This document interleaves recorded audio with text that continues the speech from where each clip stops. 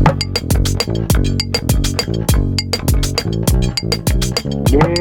boy. Lipon. I'm on nothing. Dana Welcome back to Le Bon. I am your host, Evelyn. So today's episode, we are going to dive into the wild ride that was my 5 years in Miami, Florida. So I started off on the journey to pursue my modeling career in 2014.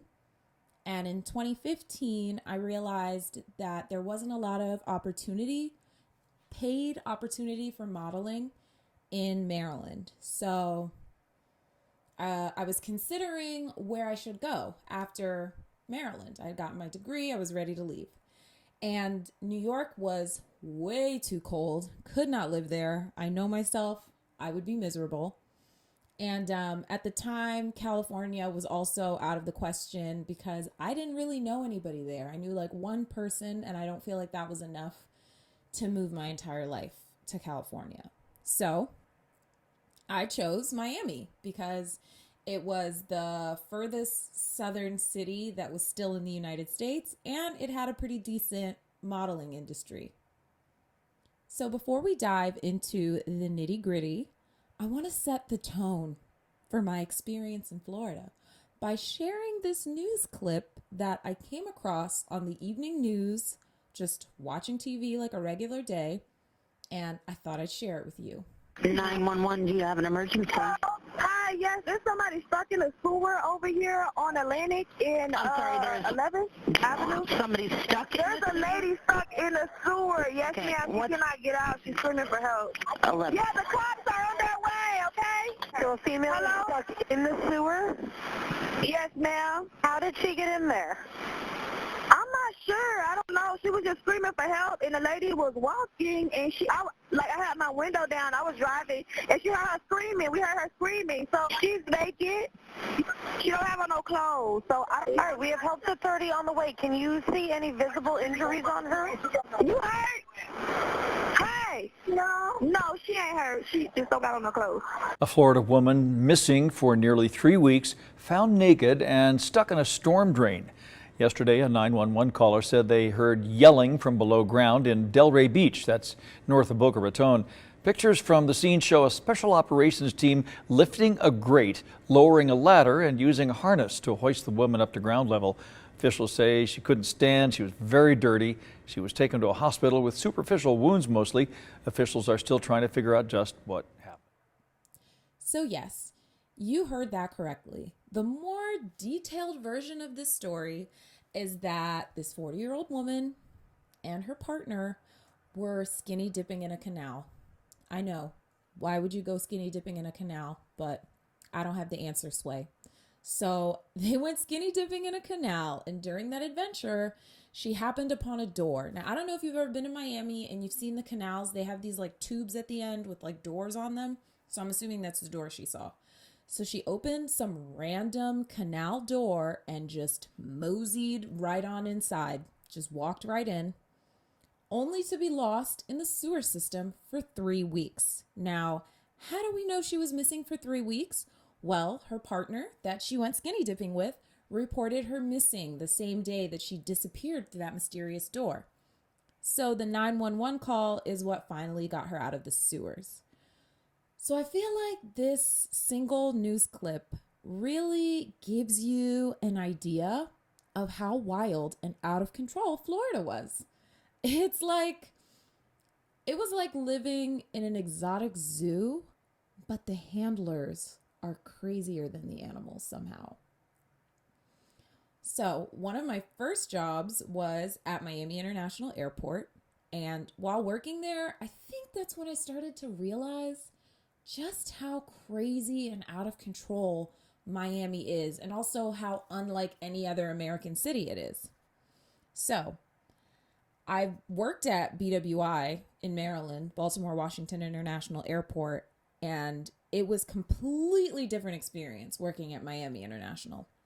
So first and foremost, and most importantly, if you want to live in Miami, you better learn how to speak some Spanish, because when I tell you that it is not a game about speaking Spanish, it is a survival tactic to learn Spanish in Miami. When I first started working at the airport, the other waitresses were like, don't worry about the Spanish speaking tables. We'll take care of them. You guys just worry about the English speaking tables. And here I am, so naive. I was like, oh my God, that's so nice. How thoughtful of them, to consider the language barrier. But very quickly, I realized that all the tables speak Spanish, or at least 90% of them. And so naturally, I was like, this ain't gonna work for me. I can't just take English tables. I wouldn't have made any money. So best believe that I learned Spanish, and pretty quickly, I might say. Luckily, the same waitresses were willing to help me learn Spanish. They would teach me words, and if I mixed up a word, they would try to correct me. So that was really nice. But I'm a linguistics major, and I thrive when thrown into an environment where a different language is spoken. So luckily, I was able to pick up Spanish because I really was in a Spanish speaking environment. Like, it was like French immersion, but real life, and I had a say in it, and I had to figure it out. So my first, wow, Florida is crazy moment happened on my first Christmas day. I was working at the airport on Christmas. Now, mind you, the restaurant that I was in the lobby of the Miami International Airport Hotel. So we were the hotel's restaurant. So I remember there was a lady security guard that worked at the hotel, and she was walking towards our host stand with a gentleman. But when I say walking, it wasn't exactly walking, more so as she was like trying to like stiff arm him away, which when you look at it, it's like, that's weird.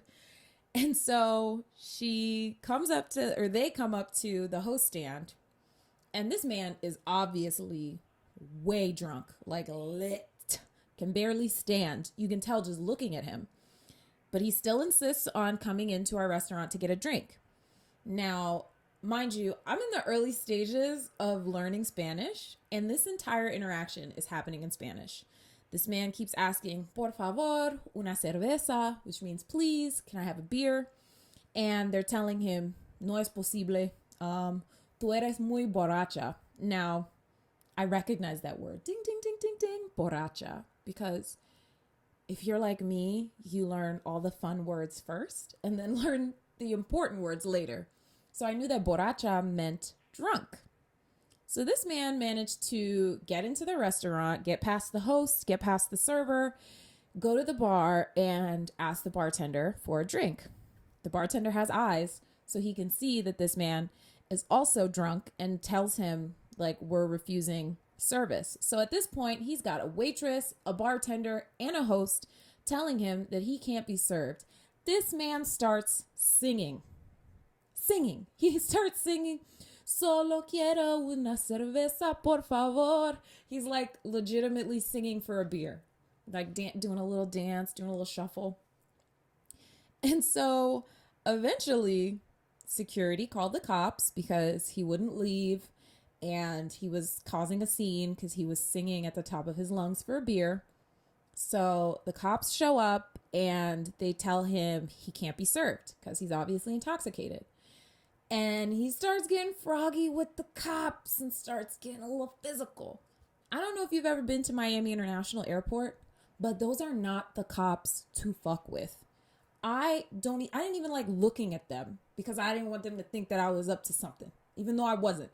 That's just how they were. Like, they didn't play games at Miami International Airport. Those cops were not ones who play with. So naturally, he got arrested because he got froggy. And later, hotel security tells me that this man went ballistic in the car and he had no kind of identification on him. And it turns out he was a Mexican national and ended up getting deported because he didn't have any proper paperwork on him. So that was the first time I saw someone get arrested at the airport. Certainly wouldn't be the last.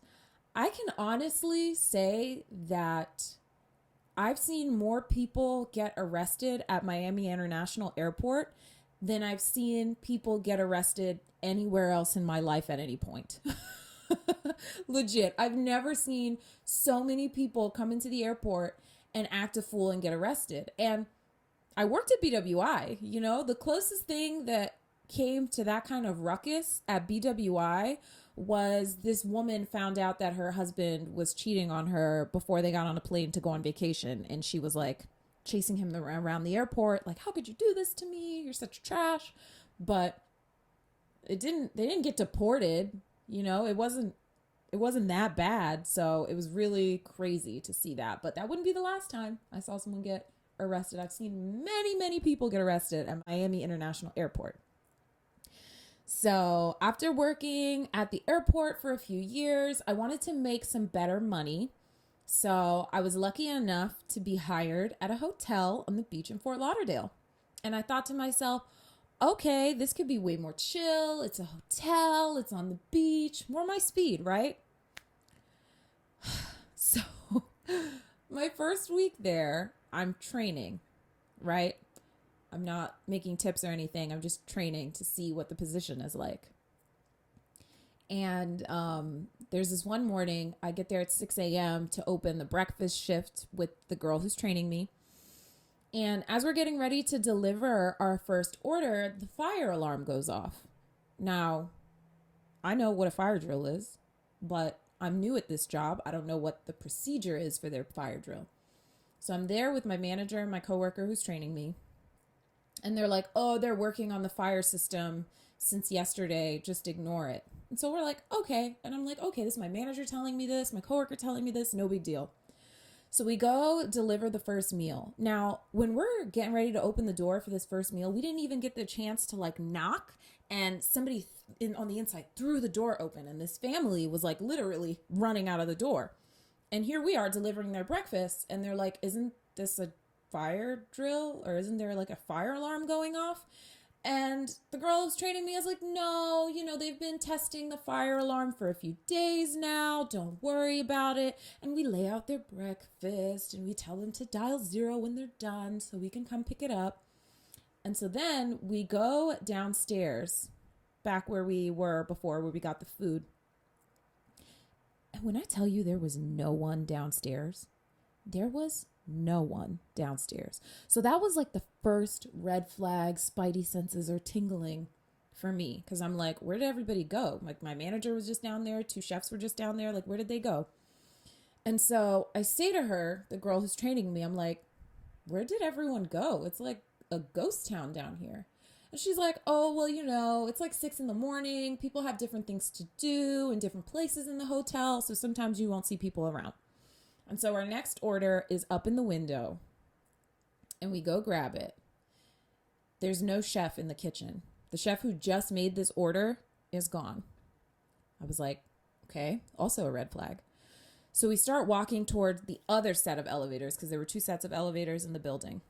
And as we're walking towards the elevator, I notice that 1, I'm still not seeing anyone. And 2, I'm getting a smell of something burning. Like, I couldn't describe it, but it just smelled like something was burning. And so I looked at my coworker and I said, hey girl, do you smell that? It kind of smells like something's burning. And she goes, oh, I'm sure one of the chefs just like burnt some toast or something. And in my head, like, now these alarms are going off, because I'm like, sis, you just told me that it makes sense that nobody's down here. So nobody's down here, but somebody burnt some toast down here. Which one is it? And so I just got really quiet, because something felt terribly wrong, but I'm polite to a fault, obviously. And I didn't want to start anything. I'm new. I don't know what's going on. Maybe it always smells like something is burning in this building. I don't know. So we go up. I think it's like the 20-something floor that we're delivering this food to. And we ring the doorbell, call the room. Nobody's answering. And I'm like starting to feel this dread in my soul. I'm like, isn't it weird that we didn't see anybody downstairs? It smelled like something was burning. We get up here, people aren't answering their rooms. Like, what if this is a fire? Like, what if it's not a drill? Or even if it is a drill, what if everyone just went outside? And so she's like, you know what? Just to like ease your mind, let's go look out of the windows that are in the elevator bay. If we see everyone lined up on the beach, it's a fire drill and we'll go out with them. We walk up to these windows and I didn't even get the chance to look across the street at the bridge because from the building below us, a giant cloud of black smoke is rising from the building that we're standing in, from the building beneath us. So that's when I got mad and I grabbed this girl's arm and I said, we are leaving this building right now. And unfortunately, I had to take the elevator because I didn't know where the stairs were. I know you're not supposed to take the elevator in a fire, but I just started working there and I didn't know where the stairs were. So we took the elevator all the way down and walked out of the building. And I swear to God, remember the manager from earlier that I told you was like, oh no, it's all good. Go ahead or send that order. She is crying. She is standing across the street by the beach crying because she's like, why didn't you pick up your phone to the girl that I'm with? Why didn't you answer your radio? I was calling you this whole time. There's a fire in the garage. Turns out a car overheated or something or blew, somebody's engine in the garage blew up and caught fire and set fire to the car next to it. So when we were walking towards the elevators are in the direction of the garage. That's what I was smelling. I was smelling a car on fire. And so I was just like, I almost didn't go back to that job because I was like, these people are going to kill me. Like I could have died that day. But luckily I was like, you know what? This is a fluke. This girl who refused to acknowledge the fact that there might be a fire is leaving. I'm replacing her. So it might not be that bad. And it ended up being a really great job. I loved that job. But that first week, that first training, I was like, y'all almost lost me. Because what I'm not going to do is die for y'all. Not for no breakfast. Excuse me. So that was really annoying. And yeah, in other places when there's a fire drill, most people take it seriously, but I don't know what it is about like the Florida attitude to just be like, meh, no big deal. But I survived, and needless to say, I was annoyed, but I made it. So another aspect of everyday life that is super stressful in Miami is driving. Oh my God. It's probably one of the most stressful things I've ever done in my adult life is drive in Miami. So before I moved to Florida, in all the 25 years of my life, I had never been in a car accident.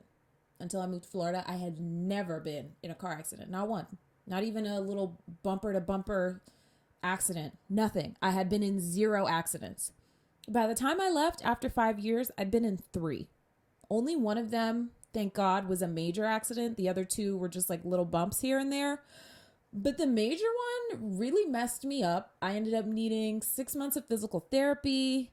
I had to buy a new adjustable mattress. I'm never allowed to sleep on my stomach again because there's a muscle in my back that's messed up. And so yeah, needless to say, driving in Miami can be a little traumatic. My first near brush with death in a car, I was on a date with a very nice French boy. We were both drinking that night, so we decided to take an Uber. So on the way back from the bars, we got this really sweet older Venezuelan lady.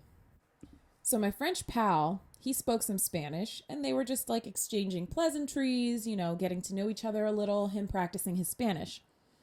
At one point in our journey, this sweet old lady misses her exit. No big deal, right?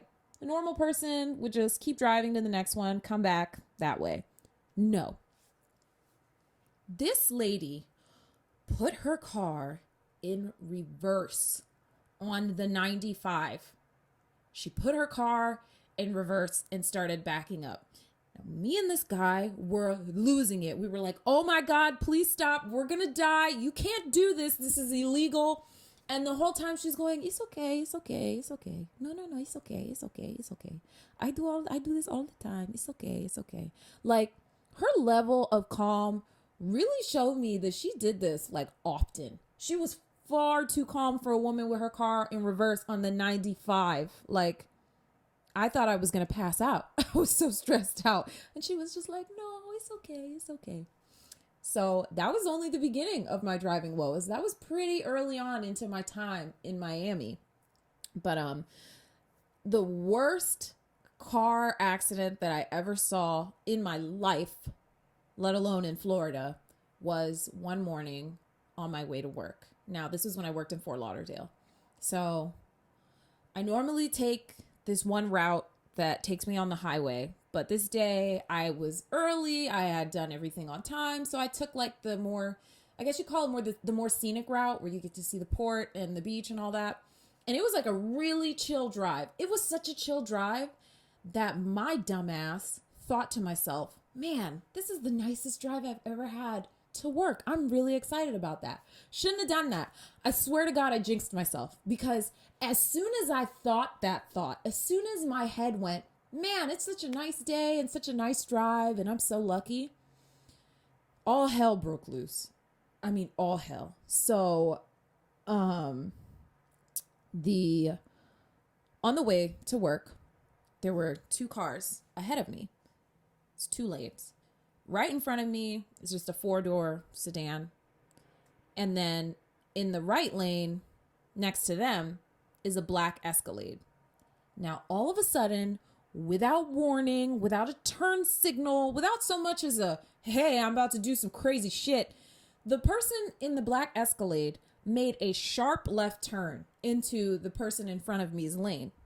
I don't know why, but they did.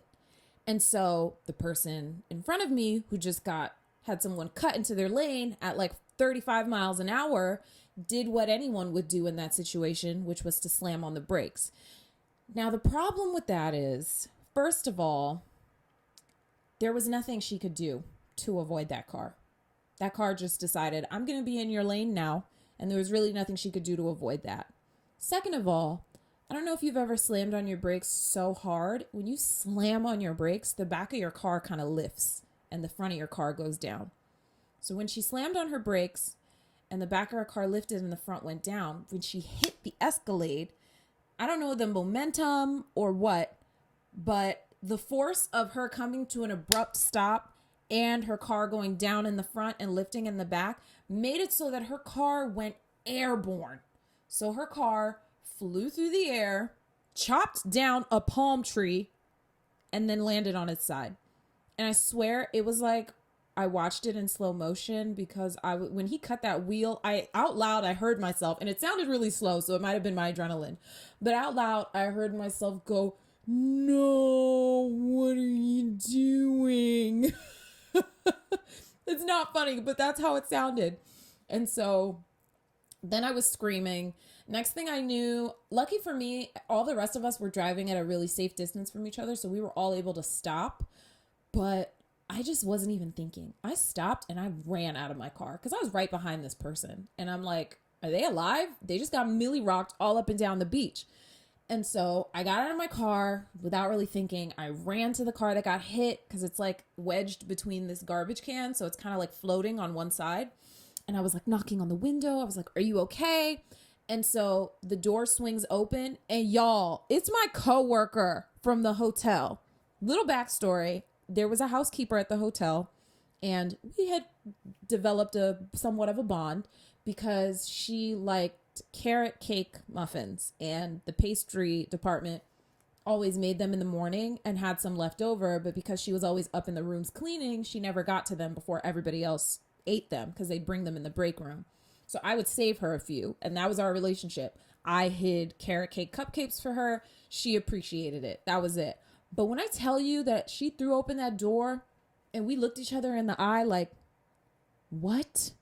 And she was so lost. She was super confused. She was like, where am I? She was asking for her mother. Mind you, this is an older woman. She's like maybe in her 50s. And she's asking me, have you seen my mother? And she's like grabbing my shirt. And I'm like, you've been in an accident. I'm not good in a crisis, y'all. I'm not good. And needless to say, I was freaking out because she was like bleeding from her mouth and falling in and out of consciousness.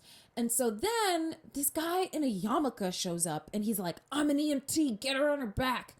And so all these people were on the beach. So people had like beach towels and stuff, and they gave us beach towels, and I laid her on her back, and I'm crying, and she's passing out, and I'm shaking her. I'm like, please, you gotta wake up. You can't go to sleep. You're not allowed to sleep right now.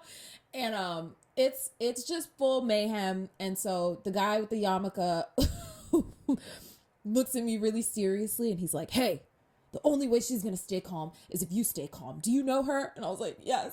And he was like, what's her name? And I was like, Shirley. And he was like, all right, keep her awake, but calm down. And so I was like, okay, Shirley, you've been in an accident, but you're going to be okay. You're going to be okay. We're going to be okay. And I'm like, you hear that? It's an ambulance and it's going to come get you and you're going to be okay. And it was just like such mayhem. I had to keep shaking her awake because she kept passing out. And then eventually the EMTs came. They loaded her up in an ambulance, and she gave me all her stuff, you know, like, cause she had her bags and stuff, cause she was on her way to work, and she was like, just drop it off at housekeeping. They'll hold it for me. And so after like the dust kind of settles, I'm just standing there on the sidewalk holding her stuff, like super shell shocked. Like, what the fuck just happened? And God bless this random white woman. This white lady walked up to me and she was like, hey, that was a lot. You okay? And she just hugged me and I started bawling. I was like, ugly crying on this stranger because so much had happened and I had to like try to be calm.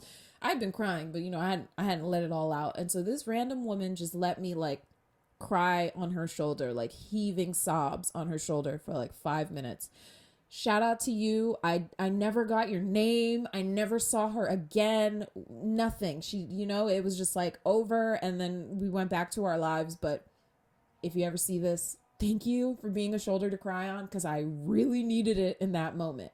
But yeah, so I ended up having to go to work after that. I had all this stuff with me and Shirley's papers and her bags. And I just walked into the HR department and I was like, somebody tell housekeeping that they're gonna be short a housekeeper because Shirley's in the hospital. And I was like crying again. So it was just like, I still sometimes, I don't know if it's PTSD or flashbacks or what, but sometimes I'll be sitting there, you know, like you zone out and you start to remember things and I'll just see her car flying through the air. And I don't think I'm ever going to be able to get that image out of my head because I've never seen a car fly through the air like that.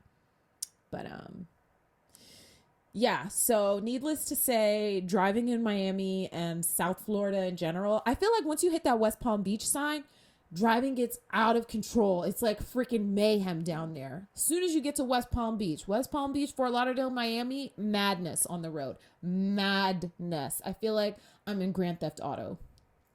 Anyway, another crazy aspect of living in South Florida was the wildlife. When I told you it feels like you're living in a zoo, it really feels like you're living in a zoo. The list of animals just like roaming free down there it's out of control. So I spent a lot of time at the beach until one day when sharks decided to swim up to the shoreline. And I was literally in the water when that happened. It was like, got to the beach and I remember getting there and being like, oh my God, there are no waves. Like, I don't know if you've ever been to the beach and there have been no waves, but it's very noticeable when there's no waves. It's just like totally flat and still. And so I think it was like low tide or something because I could see a sandbar. And so I was trying to get to the sandbar when a man on the beach called out like, hey, hey. And then he whistled and then he pointed down the beach and you could see the shark coming right towards me. So I ran out of the beach and there was another girl further down the beach and I was like, get out of the water! There's a shark! You know, hysterical because that's how I am. I'm hysterical in case anybody was wondering. And yeah, the sharks, like, there was the first shark that showed up and then we waited maybe like 30 minutes to see maybe, you know, that shark's gone and we can get in the water. Nope. We went back up to the edge and there were more sharks. It was like he went hootie hoo or something and called all his homies. Like there were so many sharks in the water. It was very hard for me to go to the beach again after that, especially because I liked that beach and I was like, I don't know how I'm gonna be able to come back to a beach where I've seen sharks, you know? So that wasn't fun. I also found out that in Florida schools, they teach you what to do if you encounter an alligator. And the correct answer is run in zigzags. Because apparently alligators are only fast if they're running in one direction. So if you like switch the direction on them real fast, they won't know what to do. So yeah, that was rather informative. I was not expecting to learn that. Oh, there also was like randomly a large population of wild parrots in Fort Lauderdale.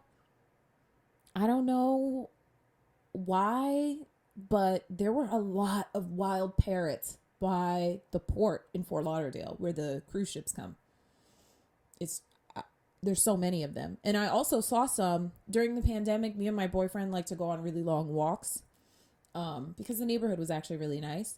But we were walking one day and I saw these 2 parrots flying over my head. And I was like, what? You know, because in most places you see like, I don't know, a red robin, the little blackbirds, even a crow. But I've never seen a parrot just like out and about in the wild. So that was really random. Oh, I also saw a large migration of crabs near our apartment. We went to get gas one day. I was getting ready to make a left out of our neighborhood. And I looked to my right to make sure no cars were coming. And when I tell you that there were hundreds of crabs in the street, I mean hundreds. Like so many. So many. And they were just like all over the street. And I'm like, where did these come from? Like, did they fall off a truck? Because there's no way that all these crabs just came out of the ocean and decided to be in this random Fort Lauderdale community. I mean, but yeah, that was, they were just like out there. There was one time we also saw this giant crab in our parking lot of our apartment building, just literally like taking his sweet time to walk across the parking lot. No, I don't know. The craziest animal rumor that I heard but never witnessed was that there were wild macaques near the Fort Lauderdale airport. I never saw them myself, so I can't speak personally for that, but I was told by many people that there are wild macaque monkeys living by the Fort Lauderdale airport. I don't know when they got there or why they're there, but what it is the thing about Florida is a lot of people own exotic pets. I feel like there's not as many rules around exotic pets in Florida. And a lot of time, those exotic pets are really hard to take care of. And people don't take that into consideration when they get them. So when that happens and they get to be too hard to take care of, instead of finding a sanctuary to take care of them, a lot of folks will just release them into the wild. So this is why the Everglades has such an out of control python problem. So pythons have no natural predators and they continue to grow as long as they're alive. So they're now dealing with these massive pythons with no predators to control their population. And that's because people would get these snakes, they'd get out of hand, and then they go dump them in the Everglades, and then they repopulated and took over. Snakes weren't just an Everglades problem, though, in South Florida. When I was living in Miami, my friends once came to visit me from Maryland, and we were going to go on a boat tour in Fort Lauderdale. And as we're on the highway going like 70 miles per hour, a snake pops his head up from under the hood of the car. And I have video of it. Oh my God, there's a snake. Oh my God, look at the snake.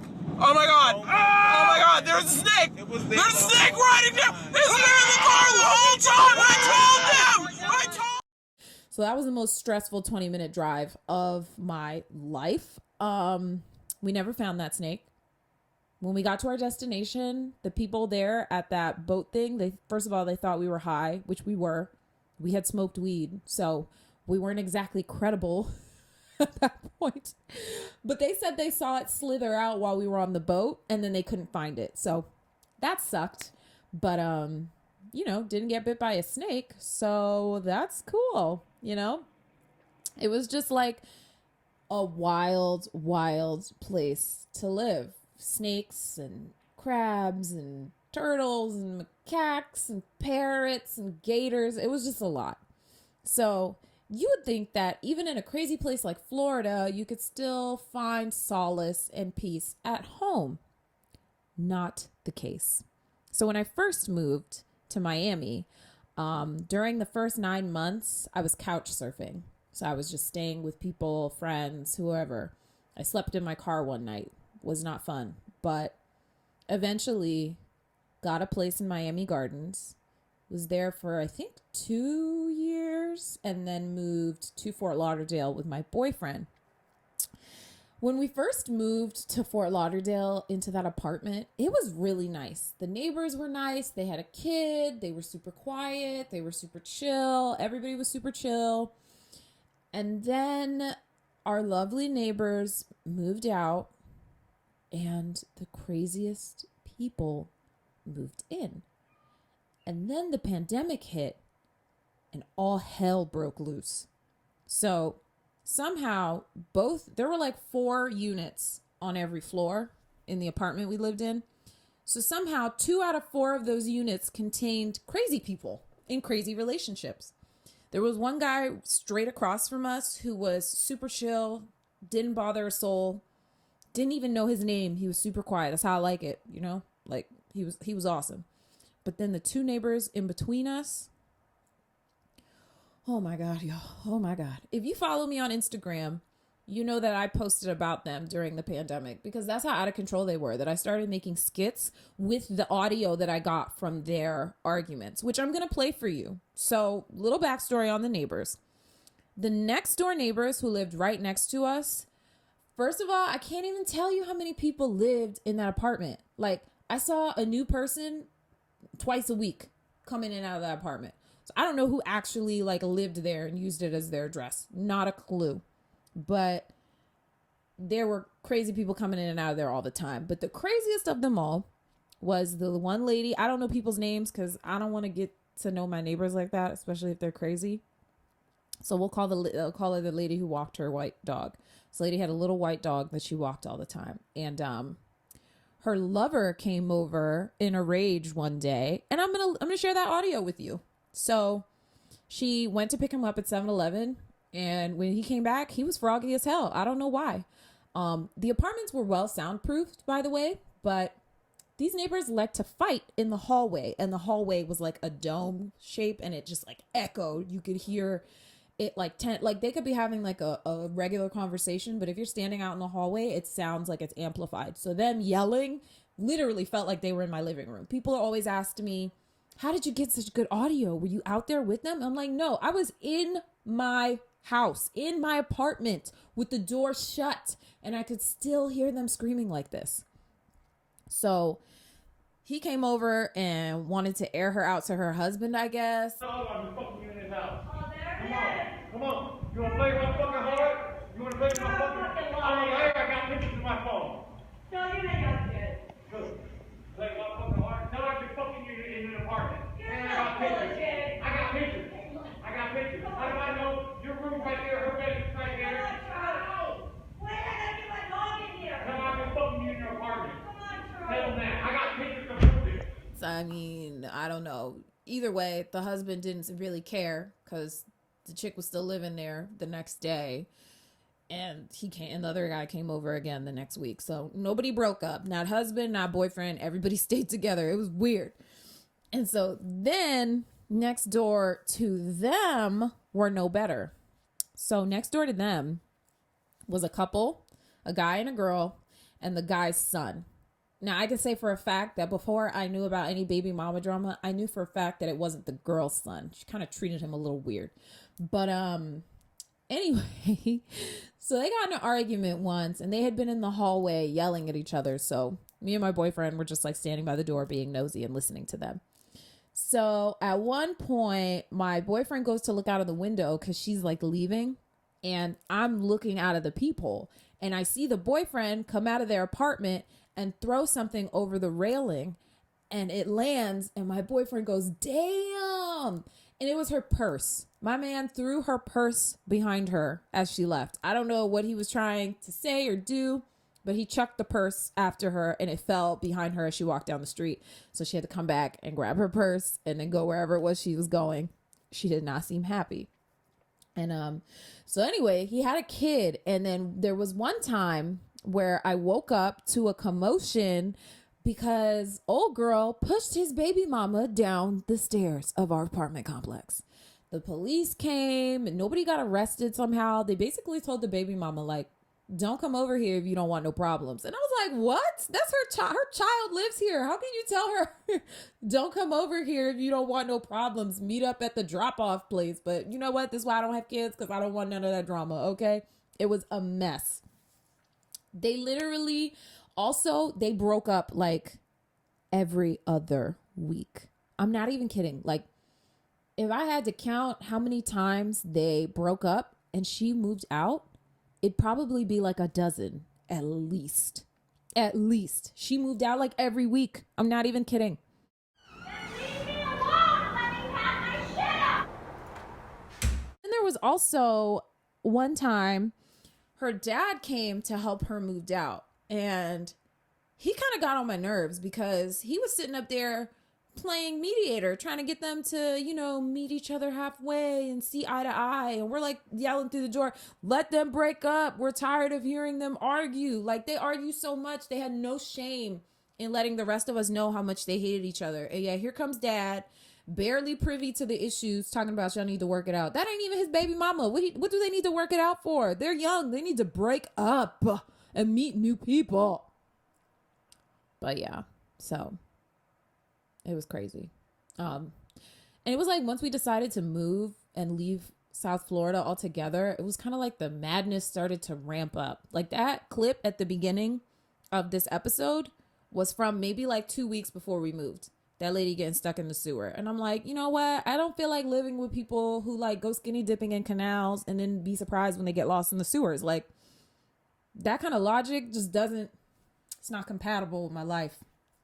So, yeah, once we decided to move, like, it really got crazy. One day we woke up and there was literally a Jaguar, I don't know, some kind of luxury car slammed into the side of one of the buildings. And I'll show you, there's a picture of that as well.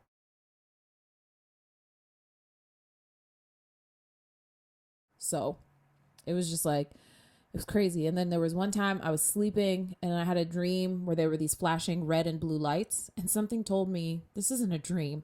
And I opened my eyes and my dark room is covered in like siren lights, blue and red lights. And we look outside, it looked like the whole fire brigade was outside. Why? No idea. There was never an explanation. We never found out why. We just woke up one night and there was the entire fire brigade and paramedic brigade right outside our apartment. Never to this day found out why. But honestly though, all things considered, I have no regrets when it comes to living in South Florida. I learned so much about myself. I became very resilient. There was a lot of rejection when it comes to my career in South Florida, and I'm thankful for that because it prepared me for the amount of rejection that I get in California. Kind of rolls right off of me. But Miami was definitely the right choice in my journey. And if I had to do it again, I absolutely would. I made friends that I'm still very close to and I talk to every day still in Miami and Fort Lauderdale. I've met the love of my life in Miami. I managed to further my career, you know, and I had a good time. It was a lot of fun. It got to be a little too fun, you know, like sometimes too much fun does happen. So, but other than that, you know, I really am so thankful for all that time, you know, and it made me trust the timing of my life for sure. And it was an amazing stepping stone in my career and my life. And I'm eternally grateful that I was able to grow and learn down there. But I'm going to send you home with an assignment. Let's do the Florida Man birthday challenge. So I want you guys to go home and Google your birth date along with the words Florida Man and see what headline comes up. So you can leave a comment on my YouTube, Instagram, or TikTok with what you found. And, let me know what went down in Florida on your birthday. On my birthday in 2017, a man was arrested for eating pancakes at an intersection. And when I say pancakes, I mean my man had a table, a chair, silverware, like he was going to town on the pancakes. Got a picture for you as well for that. So make sure you go do the Florida man birthday challenge and let me know what comes up. And that's it for our show this week. Make sure you download this episode using the link in my bio or on Apple Podcasts, Spotify, Amazon Music, and check out the visual version on YouTube. Also, don't forget to follow me on Instagram and TikTok at Simply Evelyn for a sneak peek at next week's episode. A bientôt, mes amis.